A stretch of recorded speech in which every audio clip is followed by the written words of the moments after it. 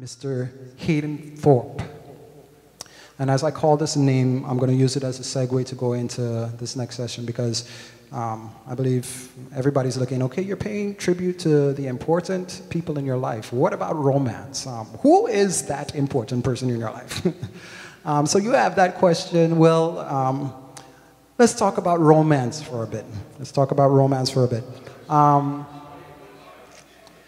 I had an experience just a while back that made me come to the realization that, you know, I really wished when I was younger in my formative years, an older gentleman, a more mature gentleman would have sat me down and said, son, save all your romance for your wife.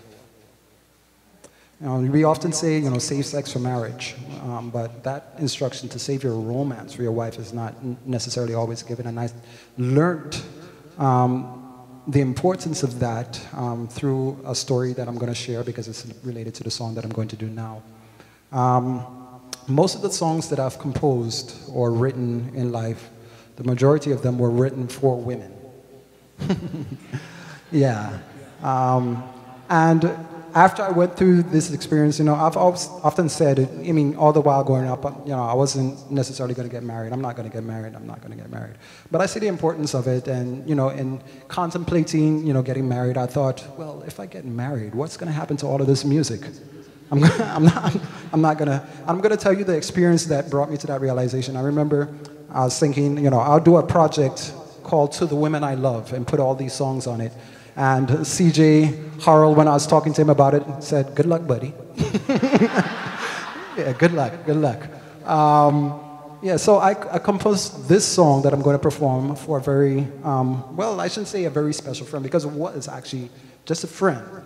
But what happened with the song is the song got pimped. You know,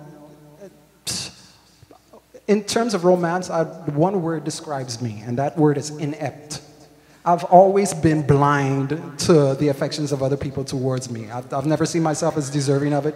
So people would be interested in me, and everybody would be like, Daryl, join you to go.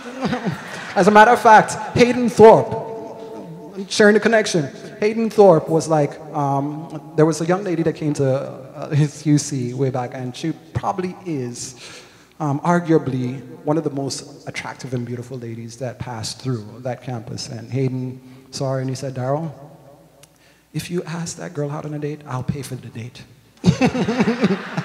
And blind, I wasn't up to it. I chickened out, so I never got that money from Hayden to go on that date.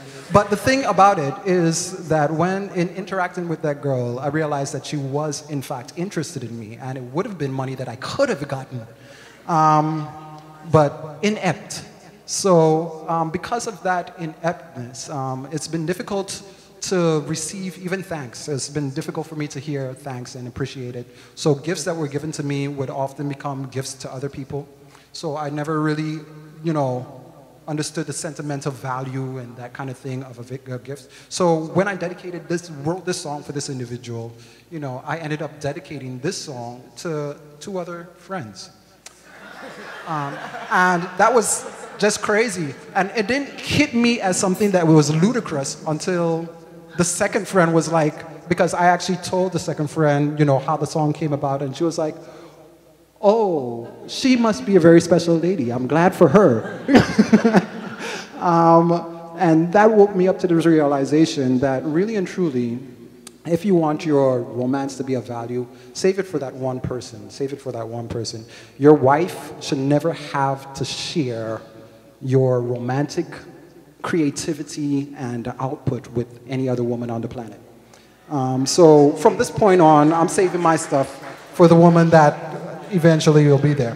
But I'm going to tell you about this song, and I'm going to try to set the record straight because, I mean, I can't really clearly erase the record. But that young lady that I wrote the song for is here tonight, and the song is going to be dedicated back to her officially, and you own it now for the rest of your life. And actually, the song couldn't be taken away from her at all because the song is based on her name. Her name is Janelle. And her name is spelled Jeanel. And the song actually takes its basic motif that goes throughout the song from her name. The E and the A. So 6 letters. We'll put it in 6/8 time for the musicians.